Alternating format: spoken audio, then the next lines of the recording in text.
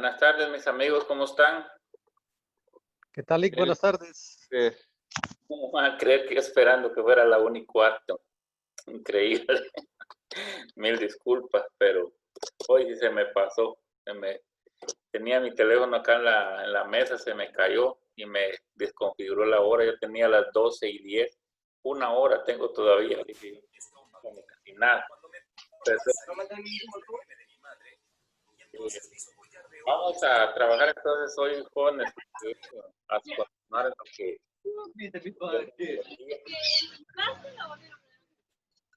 es la biología y la unidad que nos toca el día de hoy, pues es una muy importante, ¿verdad? Que ya ustedes la han visto, la han trabajado y ahora pues vamos a recordarla.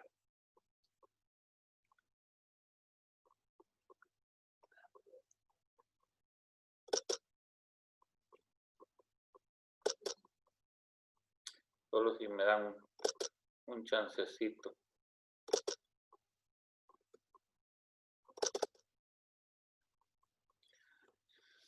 No sé si pueden verla ahí.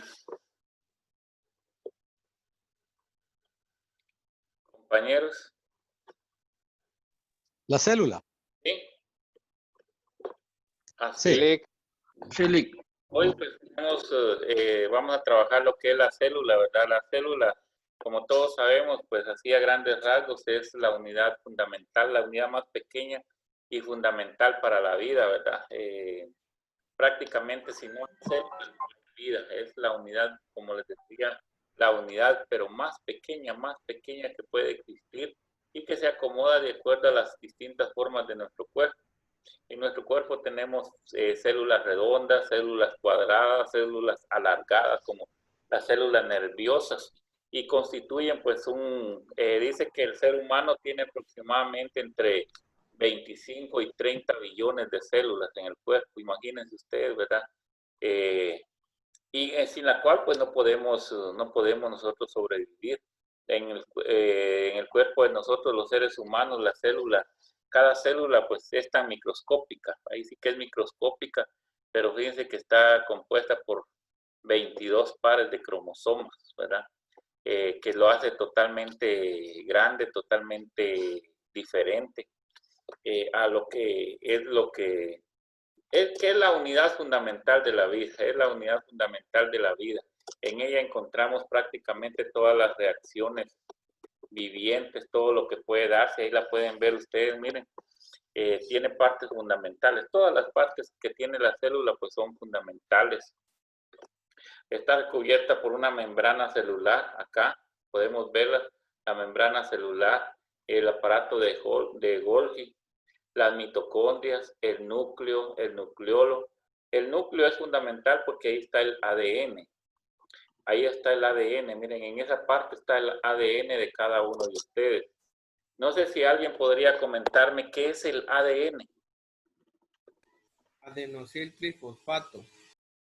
¿Sí?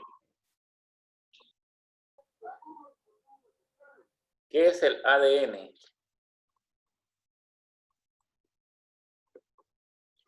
Vamos a ver. Ahí podemos observar. Es lo que nos identifica de todos los demás, Lick. Ah, muy bien. El ADN es lo que nos hace la diferencia, ¿verdad, Marvin? En todo el ser humano, todos los seres humanos, pues. Imagínense que la huella digital que ustedes tienen no puede ser, no hay ninguna otra huella digital igual. El cabello que ustedes tienen es exactamente lo mismo.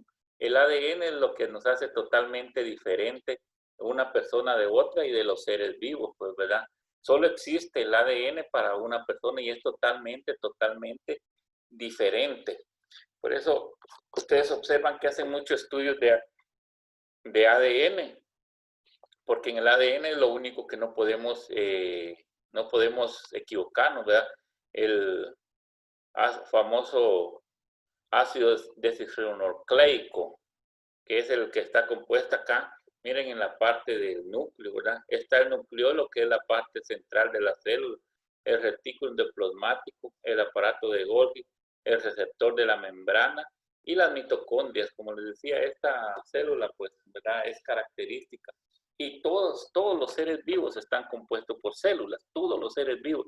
Existe la célula vegetal, ¿verdad?, que está en las plantas, la célula animal que está en los animales, ¿verdad? El ADN, pues que prácticamente, vuelvo a repetir, es el que hace la diferencia en cada una de las células, primero de los seres humanos y después de los animales, ¿verdad?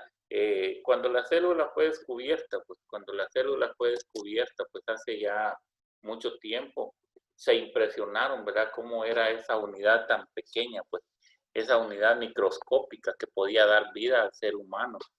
Pudieron encontrar células, imagínense ustedes las células sanguíneas, ¿verdad? Las células sanguíneas donde podemos distinguir los glóbulos rojos, los glóbulos blancos, las plaquetas. Podemos distinguir las células nerviosas que son alargadas, ¿verdad?, que están en todas las partes de nuestro cuerpo, a excepción del cabello, ¿verdad?, y las uñas, que no llegan a las partes nerviosas, pero de ahí estamos compuestos por sistemas nerviosos, y los sistemas nerviosos están compuestos pues por unidades diminutas que son las células. Por eso es que nosotros reaccionamos a todos los estímulos que tenemos como seres humanos durante el trayecto de la vida en la cual nos desenvolvemos, ¿verdad? El cuerpo produce cantidades de células, las células mueren a diario, pero el cuerpo produce cantidades de células. Y cuando nuestro cuerpo es capaz, ya no es capaz de producir células, fallece, ya no produce células, ¿verdad? Por ejemplo, cuando tenemos una herida, escapan millones de células. Sí, no me había dado cuenta. Cuando damos un brazo, damos muerte a un montón de células también. Por eso les digo, la unidad fundamental de la vida es la célula. ¿Es qué? Los individuales pero diminuta. Para no ensuciar más aquí, porque yo estoy así. Ay, va, no, entonces. No. Pon el agua.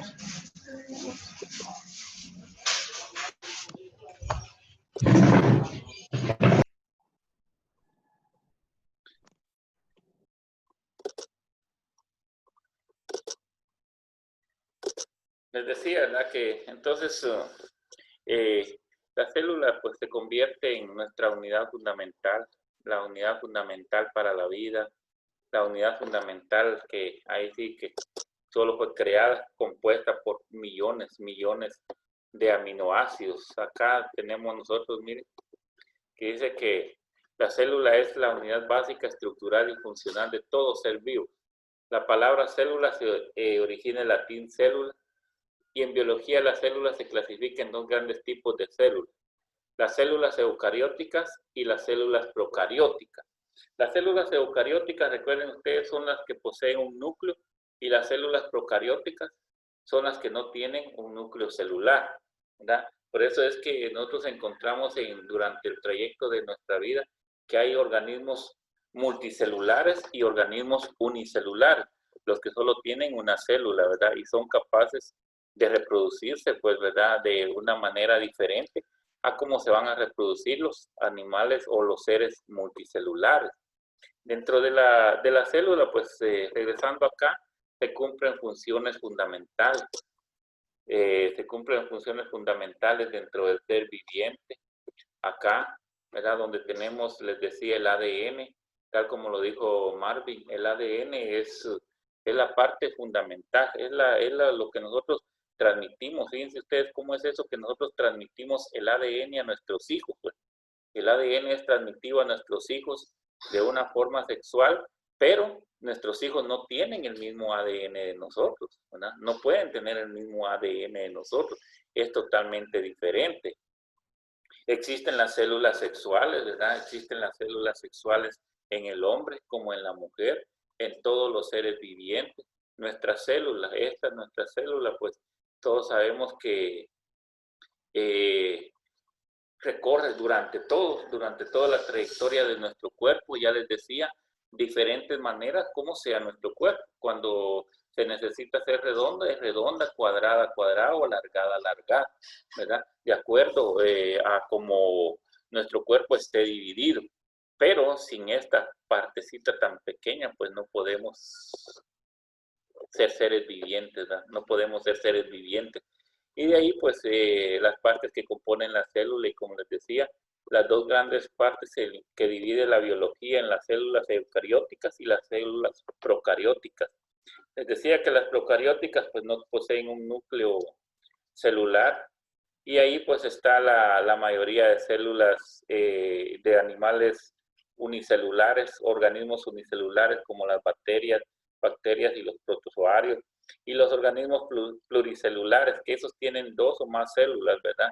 Y podemos clasificar a las plantas, por ejemplo, y la mayoría de animales grandes, mamíferos, ovíparos o vivíparos que existen en la naturaleza. Este material, pues, se los voy a estar haciendo llegar para que ustedes lo lean, ¿verdad? Y puedan enterarse un poquito más. Dice que la biología de la célula es la unidad básica y fundamental de todos los organismos. Ahí en la célula ocurren funciones vitales de los seres vivos, como por ejemplo, ¿verdad? Controlan, secretan y llevan información, llevan funciones totalmente. Una de las funciones fundamentales de la célula, ahí la pueden ver ustedes, es la relación de la reproducción y la nutrición. Las células son fundamentales para reproducirnos, ya sea en los seres unicelulares o pluricelulares, o también para la nutrición, ¿verdad? Se encarga, pues, de nutrir por medio de funciones específicas dentro de nuestro organismo.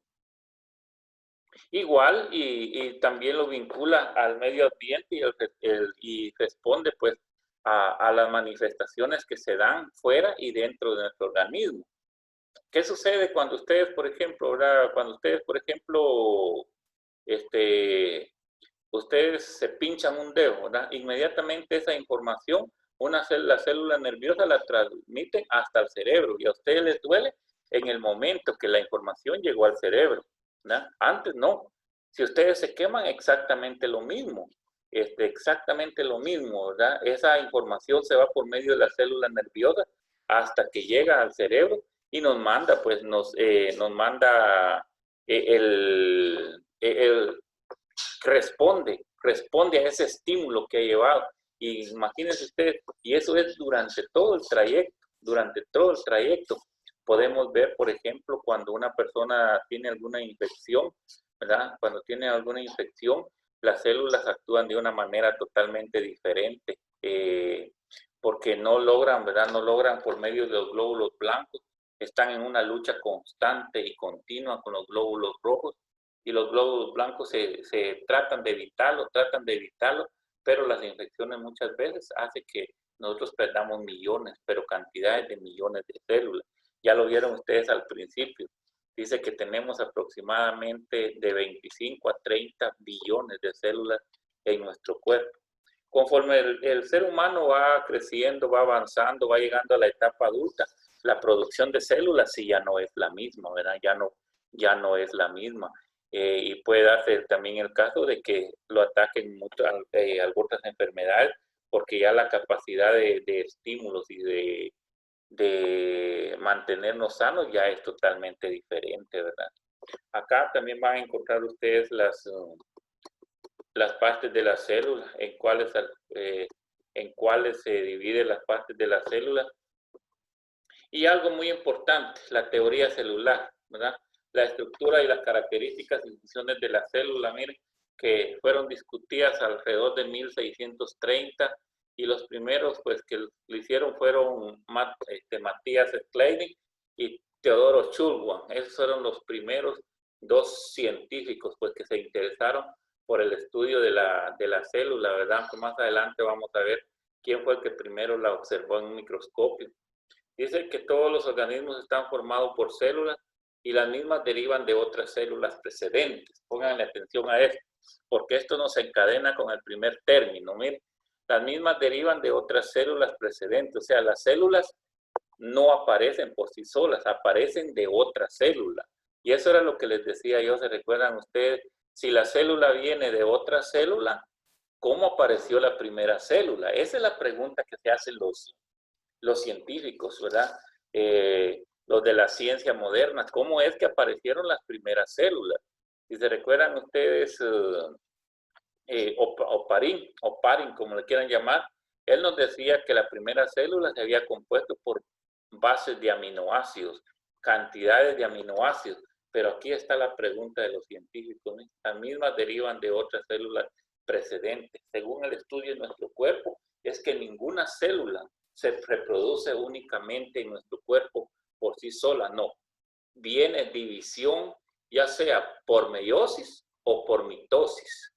Las dos formas de reproducirse de las células en nuestro organismo, o es por meiosis o es por mitosis.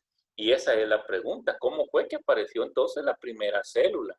¿Verdad? Y ha llegado, pues hemos discutido con ustedes, ya hablamos bastante sobre eso, que nosotros pues tenemos la creencia que fue un ser supremo, tal vez no tan fácil como nos la ponen, pero que definitivamente estamos creados por la voluntad de un ser supremo que en un momento determinado animó la materia y nos formó, nos hizo, como les digo, con esa cantidad estructural que tiene nuestro cuerpo. No sé si hay alguna pregunta. Licenciado, en el caso de las infecciones, como por ejemplo una apendicitis, ¿Sí? ¿por qué crecen más los glóbulos blancos que los rojos? Dice Carlos que según en la mayoría de infecciones lo que hacen es que los glóbulos blancos van consumiendo a los glóbulos rojos, ¿verdad? En la mayoría de infecciones. No le estoy diciendo que específicamente en la que usted me preguntó, pero si usted se da cuenta cuando una persona, por ejemplo, está en VIH, por ejemplo, en VIH, el gran problema es que desaparecen los glóbulos rojos, ¿verdad? Desaparecen por completo los glóbulos rojos y cuando ya en esta infección, cuando ya los glóbulos blancos no pueden alimentarse de los glóbulos rojos, comienzan a aprovecharse de lo que son las plaquetas, ¿verdad?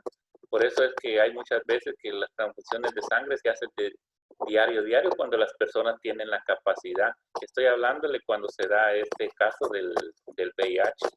Ahora, en el caso específico de usted, no sé si usted tiene la información que nos ayudara ahí, Carlos. No, yo por una experiencia, porque uno de mis hijos estaba con dolor de estómago, solo le pidieron un examen de sangre y me dijo el médico, mira la cantidad de glóbulos blancos que es muy superior a la de los rojos, me es una apendicitis.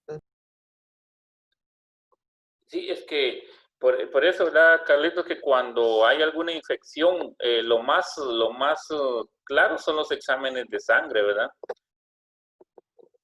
Que prácticamente son los que nos dicen a nosotros cómo estamos. A veces dicen, mire, es que usted prácticamente tiene este tipo de infección, ¿verdad? Y nosotros pues nos quedamos algo así en la luna, pero según lo que he podido leer es que prácticamente cuando los glóbulos blancos ya no tienen que consumir, comienzan a consumir lo que les queda cerca, pues, hasta convertirlo, por ejemplo, cuando comienzan a devorar las plaquetas, ¿verdad? Que ya las personas ya no pueden, ya padecen de sangre en nariz, padecen de cualquier moretones en nuestro cuerpo. Cuando aparecen moretones en nuestro cuerpo de nada y nada, es porque alguna función no está cumpliéndose bien y va específicamente a las plaquetas de nuestro cuerpo, ¿verdad? No sé. En cierta oportunidad escuché decir que los científicos no han logrado precisamente que crear a otro ser humano que no sea por los métodos naturales que todos conocemos, precisamente por eso, porque no han logrado descubrir cómo hacer una célula. Sí, es que que es el origen de la...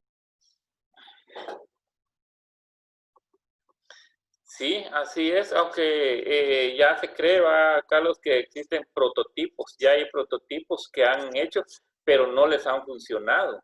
No les han funcionado prácticamente esos prototipos porque no pueden hacer una copia igual, idéntica, primero del ADN, ¿verdad? primero del ADN y segundo, pues de las células, porque tal como lo decía usted, una célula se deriva de otra célula.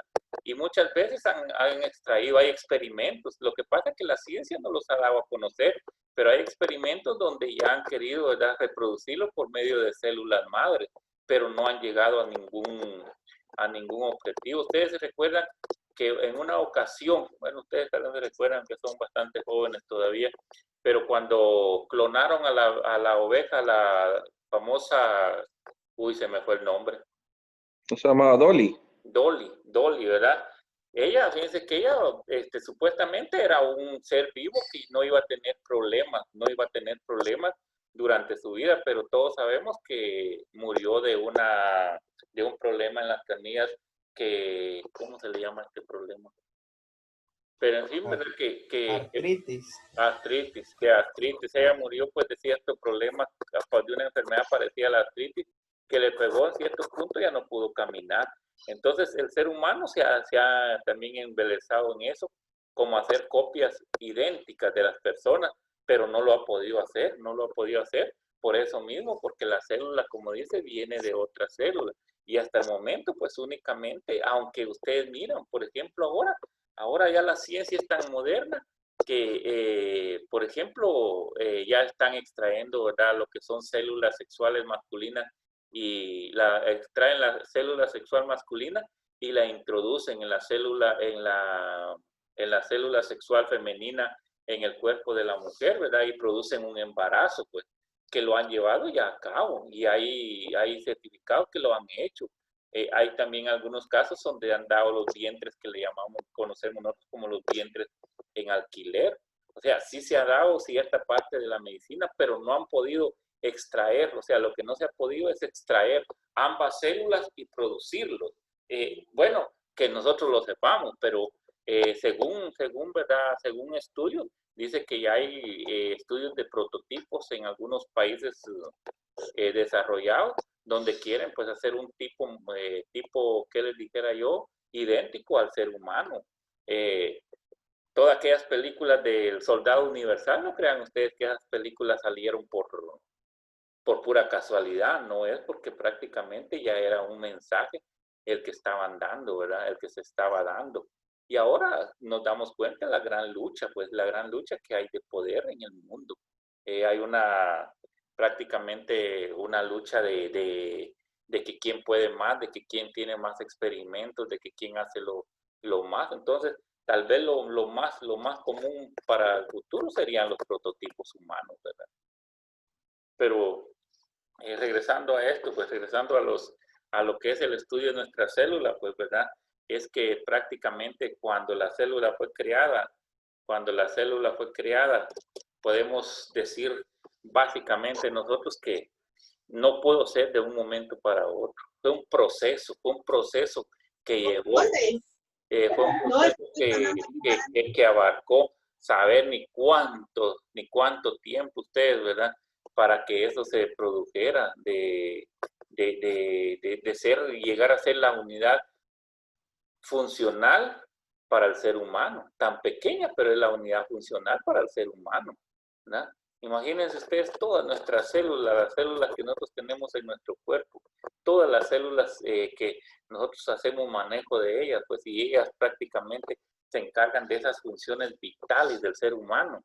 Todas las funciones vitales que nosotros tenemos, porque recuerden que después de las células, pues, se organizan en células, en cantidades de células, en tejidos, en órganos, que pueden llevar a hacer funciones fundamentales que prácticamente tampoco la medicina ha logrado esclarecer, o sea, lo ha logrado hacer o reemplazar, podríamos decir.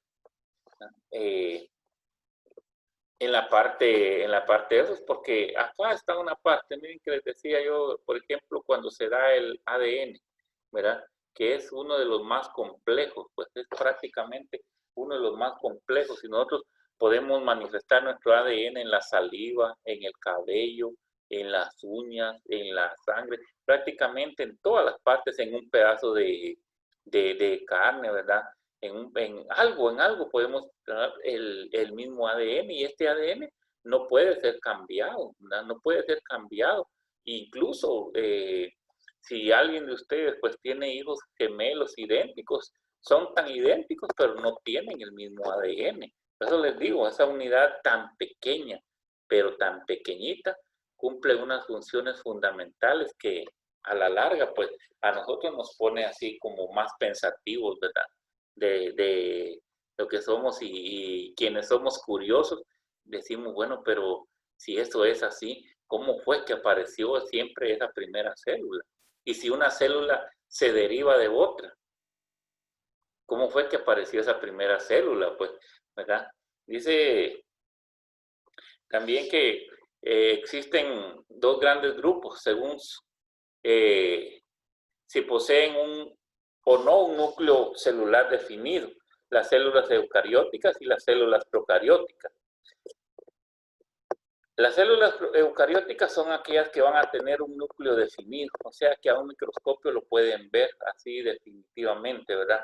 Cuando ustedes, por ejemplo, parten un huevo y observan, ¿verdad? La yema que nosotros conocemos como yema, esa es una célula. Y dentro de esa célula están todas las funciones. Es la célula más grande que puede existir, la de la yema de un huevo. Ahí por medio de un microscopio podemos ver todas las partes que componen una célula, ¿verdad? Y las células procarióticas, las cuales pues no tienen un núcleo definido. Dice que ahora ya no podemos decir que no, antes nos decían a nosotros que las células procarióticas no tienen núcleo, no tienen núcleo definido, pero dice que según estudios recientes han comprobado de que sí poseen un núcleo, que no es tan visible, tan funcional como las eucarióticas, pero que sí tienen también las células procarióticas vestigios de núcleos, ¿verdad? No sé si hay alguna pregunta o algo que puedan aportar ustedes ahí, que han leído.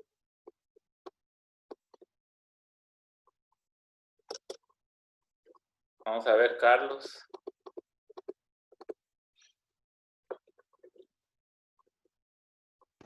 Fíjese, Ali, que me ha llamado mucho la atención, por ejemplo, esto del ADN, porque importantes investigaciones que se han realizado, se han detectado a través de ADN. Con anterioridad, usted se recuerda, muchos padres negaban a sus hijos y ahí se quedaba. Mientras ahora, a través de un examen de ADN, salió un ejemplo, se le puede determinar si realmente es el padre o no. Ahora la pregunta es, ¿desde cuándo se descubrió el ADN? Uy, el ADN pues fue descubierto después de que ya la célula se metió ¿qué te digo? A un estudio profundo. Porque tal como se los puse acá, ¿verdad? Cuando se hizo el primer estudio que se discutía, dice que los primeros postulados, fíjense que fueron en 1630, los primeros postulados de Schleiden y Schulman, ¿verdad? Que pusieron la teoría celular. Pues en ese tiempo, pues aún no se miraban vestigios de lo que era el famoso ADN, ¿verdad? Con el tiempo, pues la ciencia fue creando y creando prototipos y pudieron ver que habían características que nos hacían totalmente diferentes y que esas características, pues, se transmitían de generación en generación, de padre a hijos, ¿verdad? De padres a hijos y de hijos a siguientes hijos y a siguientes hijos, y que era una cadena, pero que totalmente no iba a ser el mismo ADN, ¿verdad? No iba a ser el mismo ADN. ¿Cuál sería la razón? Solo Dios lo sabe. ¿Cuál sería la razón? Solo Dios lo sabe. Porque les vuelvo a repetir, no existe no existe ninguna otra persona que tenga el mismo ADN que ustedes tienen, pues, ¿verdad?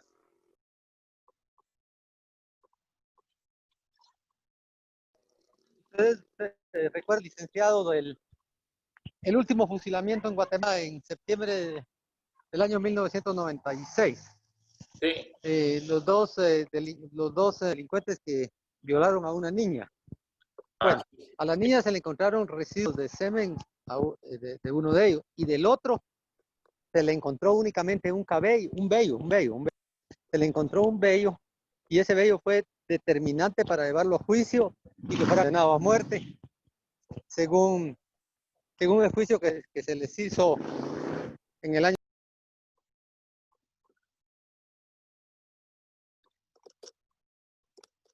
Sí, cuando Carlos está hablando del último fusilamiento, ¿verdad? Cuando pues se aplicaba la pena capital en Guatemala. Sí me recuerdo, no estoy bien enterado, Carlos, si fue cuando le violaron a esa niña o cuando mataron a la señora que era anciana, ¿verdad? Pero en sí, prácticamente eso, la ciencia fue la que ayudó a que se descubriera quiénes eran los culpables de eso. Aunque lamentablemente, ¿verdad? Después de eso ha salido un montón de teorías que solo sirvieron como chivos expiatorios a los que realmente fueron, que nunca se les hizo nada. Eso pues la verdad es, no lo podemos decir nosotros, ni que es cierto ni que no es cierto, pero en otros países, por ejemplo, en países más desarrollados y que la medicina y la criminología pues, está más avanzada, prácticamente sí ha servido lo que es el estudio del famoso ADN, ¿verdad? En Guatemala pues se hizo ese caso, se llevó a cabo ese caso y se condenaron a ellos a la pena capital. Les digo, en ese tiempo cuando se daba que aún, ¿verdad? Se daba la pena capital, hoy dicen que está prohibido, pues por eso es que los delincuentes hacen y deshacen. Pero sí tiene mucha razón Carlos cuando menciona ese punto. Y les repito, en países desarrollados, sí hacen un estudio profundo, ¿verdad? Hacen un estudio profundo en Guatemala, dicen que también se hace, pero nunca se saben los resultados. Por eso es que es prohibido cuando hay algún muerto, algún herido, que nos acerquemos demasiado, ¿verdad? Porque dice que hay una contaminación de la escena y que ya no pueden prácticamente recabar las evidencias necesarias. Como te digo, Carlos, en esta ocasión se habló de que estos habían servido como chivos expiatorios. Saber qué será, porque como Guatemala, ya ves que somos el país de los bolos y las bolas, pues, ¿verdad? No, muchas veces no se cree de todo lo que se dice. Y sí se dio el caso de esta niña que violaron en Escuintla, se dio ese caso, ¿verdad, Carlos? Una niña parece que tenía 11 años. Tenía 6 años, pero Seis Marisol se llamaba. años. Lo impresionante del caso, licenciado, es que, como le decía, la niña en parte íntima, cuando se le hizo un hisado, se le encontró residuos de semen, uno de ellos, y del otro, lo único que se encontró en las piernitas de ella fue un vello, y ese vello fue suficiente para que la ADN determinara que era de esa persona. Y pues sí, ahí lo que Carlos nos quiere explicar bien, está bien explicado, Carlos, es que no fue cabello, fue un vello, ¿verdad? Fue un vello, prácticamente fue un vello el que se quedó ahí perdido, que fue el que condenó a estos dos al paredón, ¿verdad? No fue un cabello, todos podríamos decir que fue de la cabeza, no, fue un vello. De hecho, surgió una teoría que a algunos hasta les causaba risa, pero también porque decían, lo mataron por un pelo. Sí. Y es cierto, pues, lo mataron por un pelo. Por algo que había quedado de evidencia ahí, es cierto. Entonces, prácticamente, si se dan cuenta, todo eso es lo que decir, pero si esto fuera aplicado correctamente, ¿se imaginan ustedes? Prácticamente, pues, todo fuera por el camino correcto. Y si Dios lo dejó así, específico, para cada persona, es que porque prácticamente es capaz de llegar a eso. Yo les decía esto, porque agrandando esto de Carlitos, ¿verdad? En países desarrollados han pasado hasta 20 años siguiendo a los criminales, ¿verdad? Y a veces pues se dan cuenta que están tan cerca cuando llegan al estudio, a ese famoso estudio del ADN, del famoso ADN, ¿verdad? Que cuando el ADN no se pierde, fíjense ustedes que el ADN no se pierde porque incluso después a los fósiles todavía les hacen el estudio del carbono 14, pero el carbono 14 prácticamente son vestigios del famoso ADN que ha quedado rezagado por a veces miles de años, y ahí se encuentra, ¿verdad? En Guatemala están haciendo demasiado estudio del ADN Ustedes se han dado cuenta por esas masacres que se dieron en el occidente del país, donde hay familias, hay instituciones ahorita que todavía están buscando a esa gente que ya no la encontraron, que se desapareció, niños, ancianos, ¿verdad? Y con un pedazo de hueso, un pedazo de un diente, un pedazo de lo que encuentren, pues de lo que encuentren, ellos pueden hacer el estudio del ADN. Claro, esto no crean ustedes que se hace hoy y ya mañana se dice, fue fulano, sultano, fue mengano, no, ¿verdad? Esto lleva cierto tiempo porque aparte de eso tienen que hacer, por ejemplo, ¿verdad? Por ejemplo, si hacen un estudio del ADN de estas personas que murieron, hacen el estudio del ADN, tienen que sacar también estudio estudian una gota de sangre, un cabello, o qué sé yo, un pedazo de uña de las personas que tienen familiares también enterrados, porque tienen que tener, oigan bien esto, por favor, tienen que tener cierta similitud, no igualdad, cierta similitud entre el ADN del padre con el ADN del hijo, pero no son iguales. Pueden tener similitudes. Es como, por ejemplo, cuando ustedes, por ejemplo, son sangre O negativo, supongamos O negativo, ¿verdad? Y su esposa es O positivo. Ese va a ser un tremendo traqueteo cuando el niño nazca, ¿verdad? Porque son hijos, es hijo de dos O, uno positivo y uno negativo. Y en muchas ocasiones ustedes saben que el O negativo, que viene siempre sacando conclusiones del ADN, el O negativo es el tipo de sangre más escaso que puede existir a nivel mundial, no solo en Guatemala. Entonces, cuando hacen un estudio prácticamente de eso, es tan sencillo lo que decía Carlos al principio. ¿Se recuerdan ustedes que dijo que ahora por el estudio del ADN se comprueba, ¿verdad?, si la paternidad de los padres cuando quieren negar a los hijos? Antes era fácil decir, no es hijo mío, no es hijo mío, ¿verdad? Y si había dinero por medio, pues era mucho más fácil. Hoy ya no, porque hoy recuérdense que todo eso se hace de oficio, ¿verdad? Si la señora dice, el papá es él, pues se hace un estudio del ADN del padre. Lo triste de esto, ¿ni saben qué es ustedes? Que si sale positivo hay que pagarlo, y si sale negativo hay que pagarlo. Las instituciones de justicia no corren con estos gastos. Es la persona, ¿verdad? Por ejemplo, vengo yo y niego un hijo, me hacen el estudio, y si sale positivo tengo que pagarlo. Y lo más triste es que se ha convertido en retroactivo. Si el niño ya tiene 5 años y la mamá me denunció, yo tengo, después del estudio del ADN, se comprobó que yo soy el papá de esa criatura, tengo que cubrir los gastos de ahí para atrás de esos 5 años. Es retroactiva, es una ley retroactiva, ¿verdad? Antes no se daba eso. Hoy, lamentablemente, o afortunadamente, digamos afortunadamente, ¿verdad?, es de oficio. Todas las personas pueden hacer sus reclamos de oficio, ya no es igual que antes. Entonces quiere decir que el ADN no es igual, pero sí tiene cierta similitud, ¿verdad?, con la persona. Por ejemplo, los padres a los hijos tienen cierta similitud, y de los hijos a los padres, ¿verdad?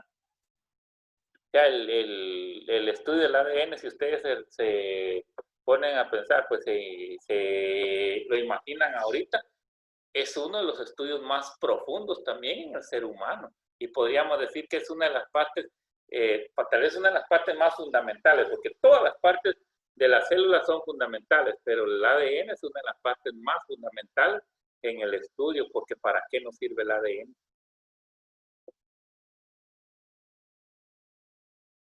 No sé si hay alguna pregunta, algún comentario que quieran agregar ustedes.